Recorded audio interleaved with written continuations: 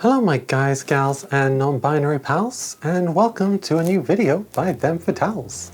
My name is Raven, my pronouns are she, they, and in this video we're going to mark my 1-year traniversary on hormones with a nice chill update about how things are going, what the last year's been like, and my thoughts and feelings about what it means to be a trans woman in modern Britain. So, first of all, if you're new to the channel, don't forget to like and subscribe if you find this video useful. And to introduce myself properly, my name is Raven. I am a 31-year-old trans feminine non-binary woman from Wales. I am a student photographer, about to finish my 3rd year of uni, and as the title suggests, I have been medically and socially transitioning for 1 year now. I'm married to the very lovely Alicia. We've been together for over 7 years now and have been working on various YouTube projects for most of that time. And if you're familiar with the breadtube world, then yes, I appreciate the cliche of being yet another transgender left-wing video essayist. But as a team on Them Fatales, we're hoping that the intersection of identities between Alicia and I can provide a much broader perspective on how political issues affect marginalized identities, and that the solutions could make our lives easier, really will make everyone's lives easier, especially when it comes to the patriarchy. Damn you, patriarchy! So, what is a trans feminine non-binary woman? How can I be both non-binary and a woman? Well, for me, I use the trans feminine label because I was assigned male at birth, but my internal sense of self does not match that assigned gender. And I've taken steps to alter my body, my appearance and presentation in a more feminine direction, but do not tend to go all the way, as it were. I use the label non-binary woman because while I do feel like a woman, as in that is the label that feels most correct and comfortable to me, my definition of what being a woman is doesn't match society's definition of womanhood. And adhering to those expectations every day is something that I find very uncomfortable to do. Like, the way I view gender expression is that it's an act of communication, and that's true for everyone. How we dress and do or don't do our makeup, or how we do our hair, it's a kind of non-verbal language that instructs those we interact with how to address us, or some aspect of personality, or the kind of subculture we belong to. Goths are always a great example for this. A person dressed in a gothic style is telling you something about them, who their friends are, and what their interests are. Some of the things you read from their appearance might be stereotypes and incorrect, but the messaging is at least clear, right? Like, you know what I'm trying to say? Masculinity are kind of the same when it comes to appearance. There's a shared lexicon that we'll understand for the environment we grew up in, and we can choose the signs and symbols that we want to communicate to others about ourselves. All this is to say that for me, the things that I would need to do to clearly communicate that I am a woman to everyone that I meet, despite any masculine features that I might still have from going through a testosterone dominant puberty, that I clearly want people to be a woman, they just don't feel right to me. I do not vibe with it, as the kids say. I prefer a much more androgynous style in my day-to-day presentation, lots of jeans and t-shirts. I love velvet blazers.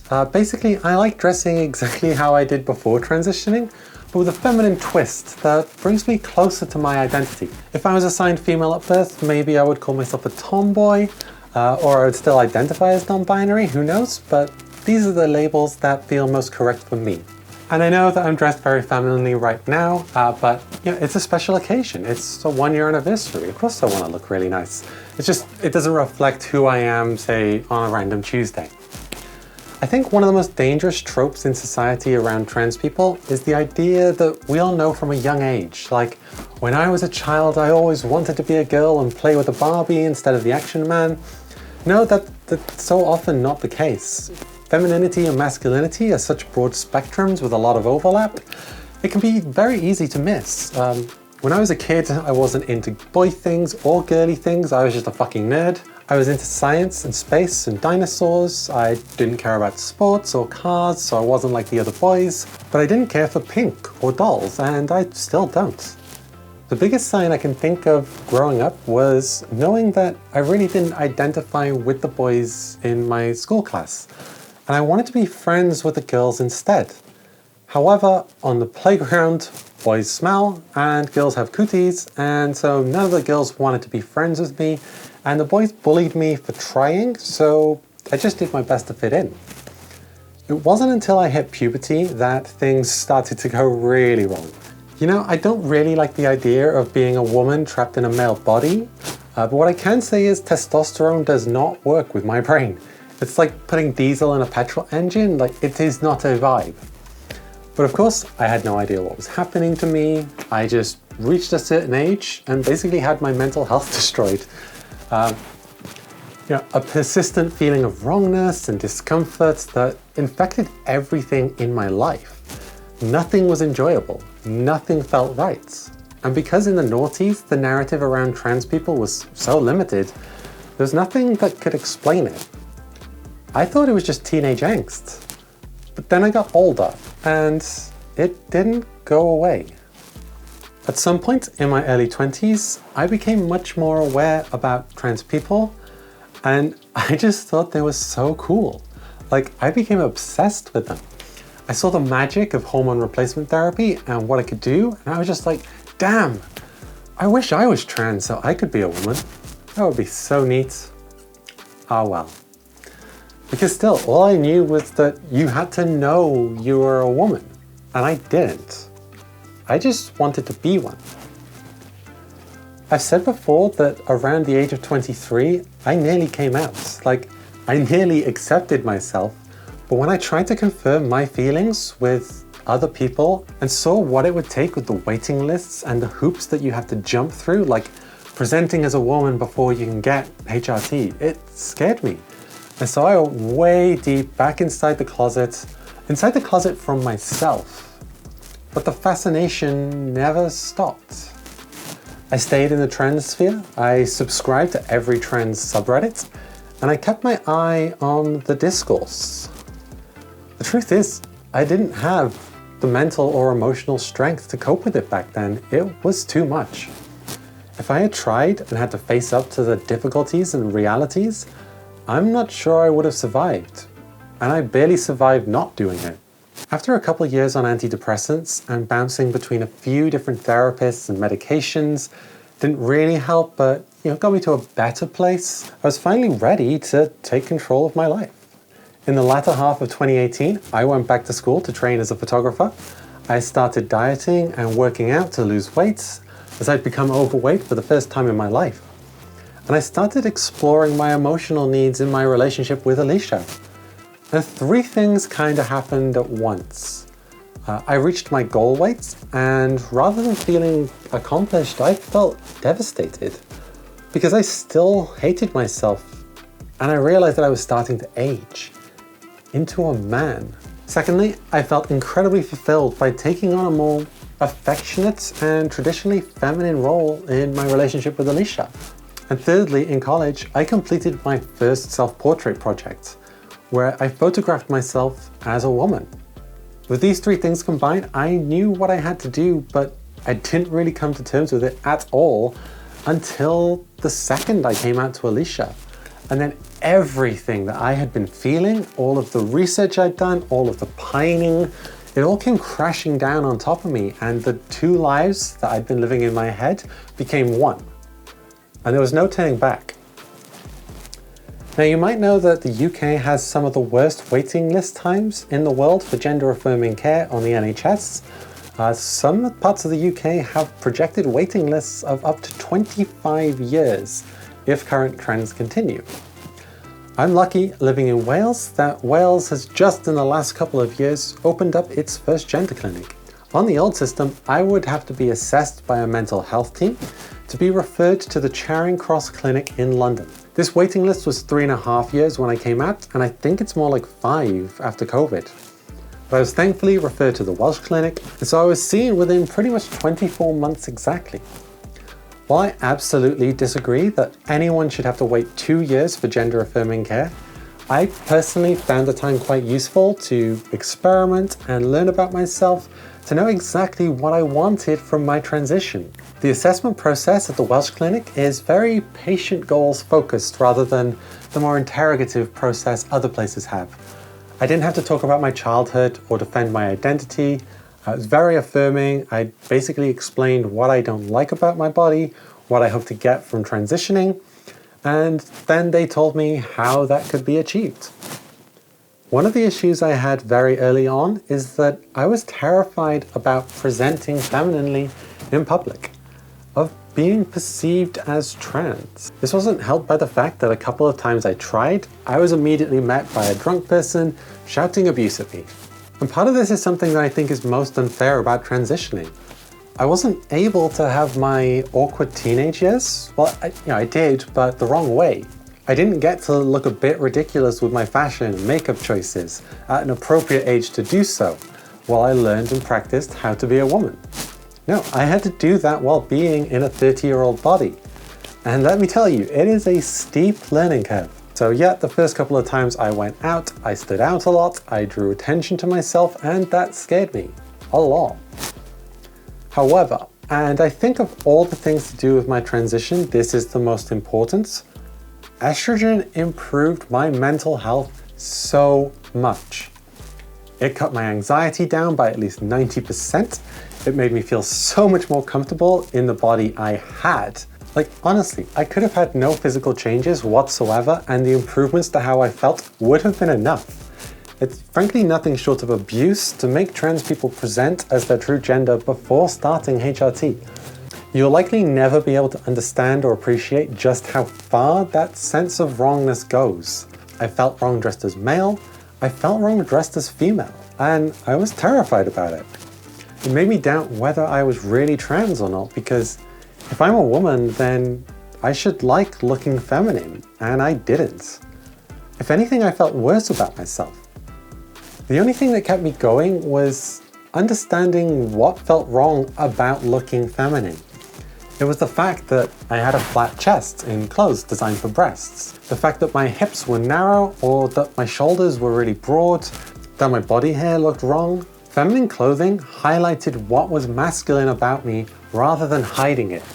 And so knowing what I needed to feel comfortable gave me the motivation to seek it out. But that doubt, that's exactly what the gatekeeping process is hoping for. It wants trans people to fail, to not feel trans enough, to give up, because society doesn't want to accommodate us. It doesn't want people to think that they don't have to be what society expects of them. It keeps everyone in their place. The first gender clinic at Charing Cross was very explicit about what it wanted from its patients. You had to be transitioning to a straight woman. You had to be unfaltering in your desire for surgery, and you had to be presenting hyper-femininely and take on traditional gender roles. It's very revealing of what society expects of women and what it thinks they need to be. And while these aren't explicit rules used today, if you don't fit into these categories, you have to be very clear about why that is and that you understand yourself completely. Any doubt and you're out the door. So yeah, HRT really gave me the confidence to be myself and understand myself. And I will always be eternally grateful for that. For the first few months, I still mostly presented male-ish. I didn't explicitly come out at uni, although my final major project was all about being trans, so it's not like I was hiding it. Physical changes were certainly quite slow. It's actually funny looking back, because I felt like I looked so different, but actually like almost nothing had changed. It was just how I felt about myself that was different. And then a few months would go by and I would realize that I hadn't changed at that point, but now I look different. And then a few months later, I would realize that nope, still wasn't that different. The changes that have measurably changed at this point though, biggest of all would be my hips. Transitioning at 30, there's nothing that HRT can do for my bone structure or skeleton. That's all locked in. But you know, hips are fat, so since starting HRT, I've put on about 10 kilograms of weight. And basically all of that has gone to my hips. I had a 32-inch waist back then. I have a 32-inch waist now. But starting out, I had 38-inch hips. You know, quite big, but now they're 44 inches. This has had a massive impact on the appearance of my figure and how I wear clothes. I fit into dresses so much better now when I want to wear them, and high-waisted jeans look so good on me. I absolutely love it. I have developed breasts. They're still small, but they're very much there, and they're mine. I know a lot of other trans women who are quite adamant about the size of the breasts that they desire, and they should be allowed to access whatever healthcare will allow them to achieve that. But for me, personally, the fact that they exist is enough. Anything else I get is just a bonus. And depending on what kind of bra I wear, I can choose how prominent I want them to be, which is really nice. And bigger boobs wouldn't really allow for that. You know, if I'm trying to go for a more androgynous style. Muscle loss, now that's been a big one for me. I wasn't exactly muscly before, but I was lean, so what muscle was there was quite obvious. I've lost a lot of muscle around my shoulders and on my back, which has given me much more of a pear shape as opposed to the hourglass shape I had at some point when I had the hips, but I still had the muscle. I am, of course, much weaker physically than I was before, which it's a shame, but I can recover it if I want. You know, I can bring back the gun show. And see, this is what it's all about, right? It's choice. If I want to be a strong muscle girl who can lift guys up over her head, I can be. If I want to be a slender, androgynous elf lady, I can be. If I want to grow a big, bushy beard, well, I couldn't do that before either, but you know, you get what I mean. Facially, things have probably been the most subtle. As I said, at the age of 30, there are certain things that will never go away. My jawbone, my brow bone, my nose, those will all be exactly the same. There have been, however, subtle shifts of fat and muscle that with makeup and hair all add up to, you know, quite a lot of difference. The biggest change has been to my eyes. Before, I always had this angry, dead look inside. You know, my eyes barely opened. I was almost squinting at everyone. And now they've just gotten so much brighter. There's so much room now between my eye and eyebrow. And my eyebrows are sort of arch-shaped instead of being this sort of flat line I used to have from frowning. There's also less fat around my jowls, so I have a more feminine jawline than I used to. And more fat in my cheeks, filling out my face and softening the features. By far the biggest change I've made to my appearance, though, is to my hair. From the age of 13, I knew that I wanted to grow my hair long, to be like the other girls, and I had really long hair until I was about 19. Only problem was, because of the severe depression I was going through, I really didn't look after it. So it was tangled and greasy, really just gross. In my 20s, I switched to what I called at the time, the bisexual female singer haircut, which was just, you know, it was an undercut swept over to the side. But as I got into my late 20s, my hairline really started receding quite badly. And when I realized I was trans, I had to start hiding it. I tried growing it out into a bob style cut like I have now, but I realized that I had a lot of dysphoria around my forehead with my brow bone. So in September of last year, I opted for the straight cut fringe you see before you, which has just been the best thing ever. The fringe was actually what pushed me to present femininely full time, as it looked really strange to try in boy mode like that. So you know, at that point, the cat was out of the bag. And I'm so glad that I did it. There's a classic joke on TransFemTube, which is, people ask me, do I feel like a man or a woman? And the answer is, I feel like shit. And I can say, being active in online trans spaces, that it's the hardest thing to overcome.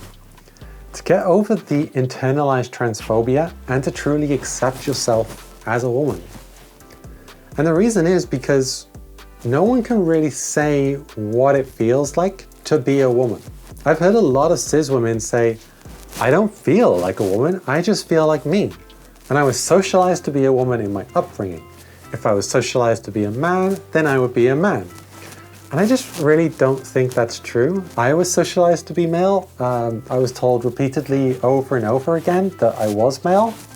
So of course I thought I felt male, because I feel like me and I'm being told that how I feel is how a male feels. So, you know, that part's true. Except that when it comes to doing male things, or being seen as a man, or being called a man, that felt wrong. When I went full-time, I did all the feminine things. I wore all the feminine clothes, I used all the feminine pronouns, but I didn't feel any different on the inside. I didn't feel like a different person. It's not like I used to feel like a man and now I feel like a woman. Before I transitioned, I thought that I wanted to feel like a woman. But it's more subtle than that. I'm still who I always was, but now what I'm doing feels right. And that's all there really is to it. Before I was doing something that felt wrong, and now I'm doing something that feels right. So I don't believe people when they say if I was socialized male instead, I would be a male. You might have accepted that what you were was a male, but it would have felt wrong, I think. The reason why these people never questioned their socialization before is because nothing ever gave them a reason to question it. There are exceptions, of course. Often what our parents want us to be, the ideal versions of femininity and masculinity that they push on us aren't always cohesive to our internal sense of self. But it's about what you want to do instead, about how you want to be seen. If you're a man and you're comfortable being called a man, but you like to do very feminine things, this is fantastic. You know who you are. I don't just want to do feminine things. I don't even want to do that many feminine things. But I do want to be seen and perceived as a woman when I do what I do. And that's why it's important for trans acceptance in society, because it goes beyond just being a trans issue. Everyone has the right to be accepted for who they are and treated accordingly. It doesn't matter if you're a butch lesbian or a femboy or a masculine man or a fey gender. We're all just trying to be our authentic selves. If you exclude trans women and include trans men and AFAB non-binary people into your women's only event, then you're just telling us all that you don't see us for who we really are. Even though we're doing exactly the same thing as you, as everyone else, being true to our identities just like you are, we were just born into different circumstances by random chance. And because of that, you pour your prejudice into us and refuse to see us any way but your way. It just seems unfair. A couple of months ago, I was talking to my mum on the phone and she told me how amazing it was to see me be more myself. Even though this is the first time I've really been myself in my entire life, it's this that she recognizes as me, not who I was before. And I think that sums it up really. Like, this is me. And I hope it's as lovely for you to meet me as it is meeting all of you as me. I hope this video was useful to you, and if it was, please don't forget to like and subscribe and do all the clicky things down in the doobly-doo. Thank you so much to our latest patrons. As you can see, we've been much more on top of things lately, and we really should be able to continue that moving forward.